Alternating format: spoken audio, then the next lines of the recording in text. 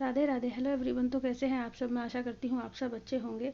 शरद पूर्णिमा की आपको हार्दिक शुभकामनाएं। शरद पूर्णिमा हर वर्ष अश्विन माह की पूर्णिमा तिथि को मनाई जाती है। इस दिन गंगा समेत पवित्र नदियों में स्नान ध्यान कर बांके बिहारी कृष्ण कन्हैया लाल की पूजा करने से भी साधक की हर मनोकामना पूर्ण होती है। आइए देखते हैं इस पूजा को हमें कैसे करना है। श्री लक्ष्मी नारायण विष्णु भगवान और चंद्रदेव की भी पूजा की जाती है। सबसे पहले एक चौकी लगा लें, उस पर लाल या पीला कपड़ा बिछा लें। इस पर लक्ष्मी नारायण की फोटो या मूर्ति आप रख लें। तो देखिए मैंने यहाँ फोटो रख ली है। शरद पूर्णिमा के दिन मन के कारक चंद्रदेव की भी पूजा की जाती है। तो थोड़े से यहाँ पर मैंने फूल रख दिए हैं। अब एक अष्टदल कमल बना लेंगे। अगर आपको नहीं आता तो आप थोड़े से चावल रख दें ऐसे ही। अब यहाँ पर हम कलश की स्थापना करेंगे। नहीं तो आप दीप कलश बना सकते हैं। अगर आप कलश की स्थापना करना चाहते हैं तो वो भी कर सकते हैं। तो जैसे भी आपकी इच्छा हो आप कर सकते हैं।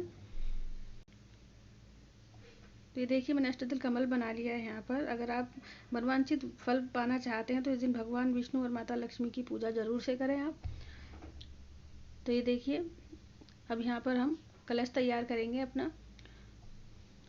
ये देखिए मैंने यहाँ पर इस पर स्वास्तिक बना लिया है और इसके कंठ में मौली धागा भी बांध लिया है। थोड़ा सा गंगा जल डालेंगे इसमें और इसमें थोड़ा जल भर लेंगे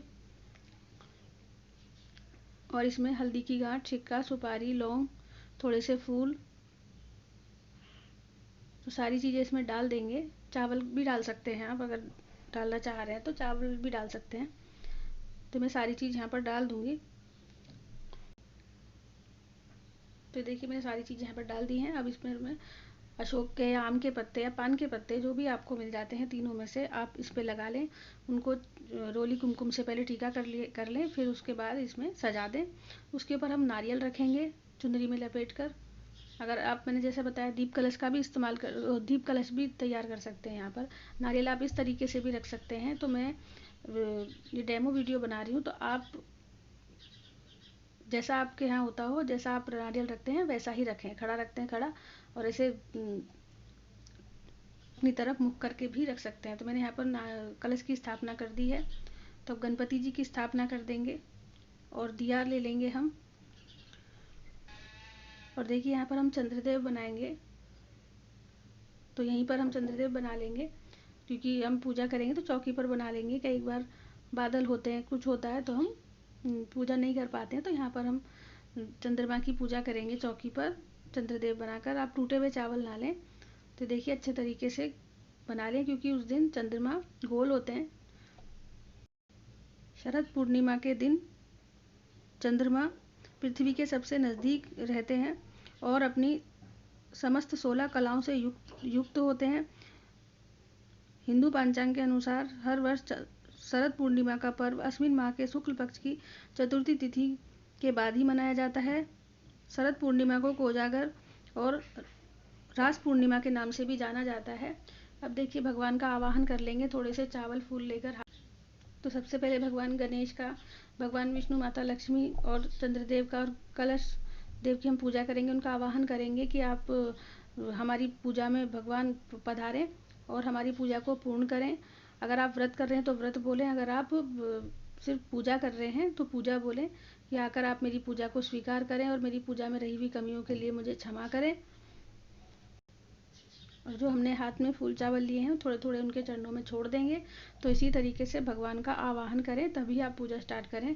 तो मैंने देखिए गणपति जी को, भगवान विष्णु को और माता लक्ष्मी को टीका कर लिया है। भगवान विष्णु को आप चंदन से टीका करें और बाकी को आप कुमकुम से भी कर सकते हैं। और जो चंद्रदेव हमने बनाए हैं उनको आप सफ़ेद चंदन से टीका करें। अगर आपके पास सफ़ेद चंदन है तो आप उससे इनको टीका करें। तो मैंने सफ़ेद चंदन से ही मैंने चंद्रदेव को टीका किया है। तो देखिए सफ़ेद चंदन है, इसको घोल लें, और नहीं है तो आप चंदन से टीका कर सकते हैं। शरद पूर्णिमा का विशेष स्थान होता है। इस दिन खुले आसमान के नीचे खीर रखने और फिर उसके बाद अगली सुबह इसके सेवन करने का खास महत्व होता है। तो देखिए मैंने यहाँ पर थोड़ा सा इत्र लगा दूंगी, क्योंकि माता लक्ष्मी को इत्र बहुत पसंद है। तो मैंने सारी जो मौली है उसमें इत्र लगा दिया है। और भगवान गणेश को मैंने जनेऊ समर्पित कर दी है। और भगवान लक्ष्मी नारायण को भी हम कलावा समर्पित कर देंगे वस्त्र स्वरूप। तो देखिए चंद्रदेव को भी हम जनेऊ समर्पित कर देंगे। आप यहाँ पर लक्ष्मी माता को चुनरी भी समर्पित कर सकते हैं। और ये है चांदी का सिक्का, तो इसको भी हम यहीं पर रखेंगे कि चंद्रदेव को सफ़ेद चीज़ बहुत प्रिय है, तो उनको चांदी बहुत प्रिय है। तो मैंने यहाँ पर एक सिक्का रख दिया चांदी का। अगर आपके पास नहीं है तो कोई बात नहीं, अगर है तो आप चांदी का सिक्का यहाँ पर ज़रूर रखें। अब सबको फूल समर्पित कर देंगे। भगवान विष्णु को आप पीले फूल ज़रूर समर्पित करें अगर आपके पास हैं, नहीं है तो कोई बात नहीं। और माता लक्ष्मी को मैंने गुलाबी फूल समर्पित कर दिया है। अगर हो सके तो आज के दिन उनको कमल का फूल समर्पित करें। शास्त्रों के अनुसार चंद्रमा की किरणों को अमृत तुल्य माना गया है, जिसमें कि औषधीय गुण मौजूद होते हैं। तो देखिए मैंने यहाँ पर माता लक्ष्मी को श्रृंगार का सामान समर्पित कर दिया है और दक्षिणा समर्पित कर देंगे अब हम। तो देखिए अब हम गणेश जी को भोग समर्पित कर देंगे। तो उनको भोग अलग से रखें। जो भगवान विष्णु का भोग है उसमें हम तुलसी डालेंगे, तो उसमें उसको हमें अलग से तैयार करना है। तो देखिए मैंने भगवान विष्णु को और माता लक्ष्मी को यहाँ पर खीर समर्पित कर दी है और उन भगवान विष्णु को तुलसी समर्पित कर देंगे और उनका भोग उसमें तुलसी ज़रूर से डालें, जो भी उनका भोग प्रसाद आपने बनाया है। शरद पूर्णिमा की रात्रि पर चंद्रमा पृथ्वी के सबसे निकट होता है और अपनी 16 कलाओं से परिपूर्ण हो रहता है। ऐसा माना जाता है कि शरद पूर्णिमा पर चांद की किरणों में औषधीय गुण के कारण कई बीमारियां दूर हो जाती हैं। तो देखिए मैंने यहाँ पर खोया के लड्डू बना लिए हैं, जो भगवान विष्णु को चढ़ते हैं। आज के दिन शरद पूर्णिमा के दिन जो लड्डू बनाए जाते हैं कहीं कहीं पर, तो मैंने ये मावे वाले लड्डू बना लिए हैं और एक हम भगवान विष्णु को यहाँ पर भगवान विष्णु के आगे रख देंगे। वैसे तो इसको पान के ऊपर रखना चाहिए, मेरे पास अभी नहीं है तो मैंने इसको प्लेट में करके रख दिया है।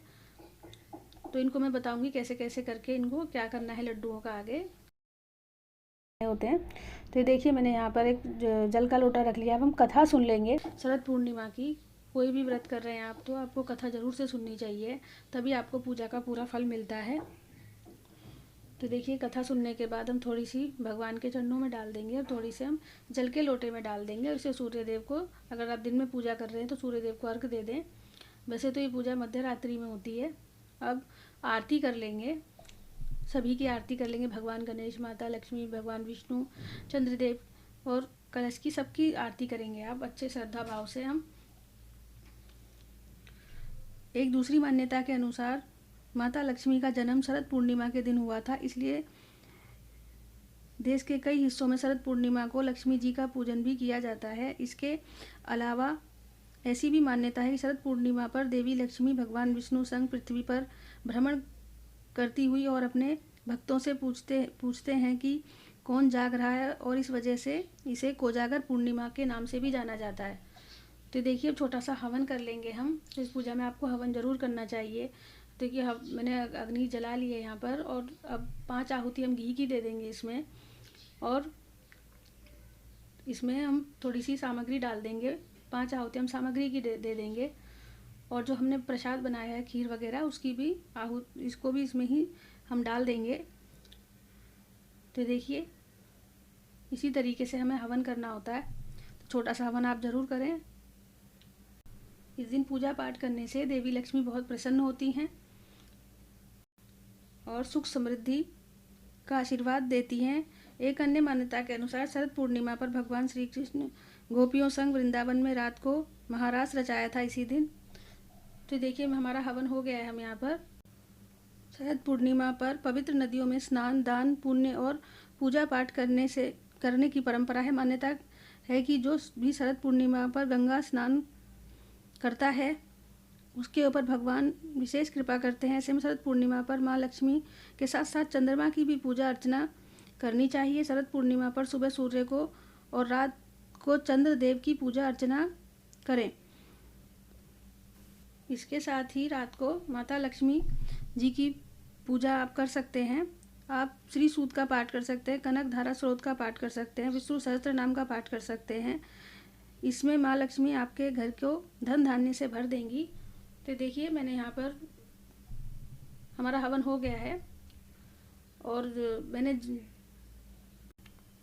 देखिए कई बार बादल होते हैं और हम चंद्रदेव को अर्घ नहीं दे पाते हैं, तो आप घर पर ही चंद्रदेव को कैसे अर्घ दे सकते हैं। तो देखिए एक थाली या प्लेट ले लें आप कांसे की थाली या चांदी की थाली है तो और अच्छा है।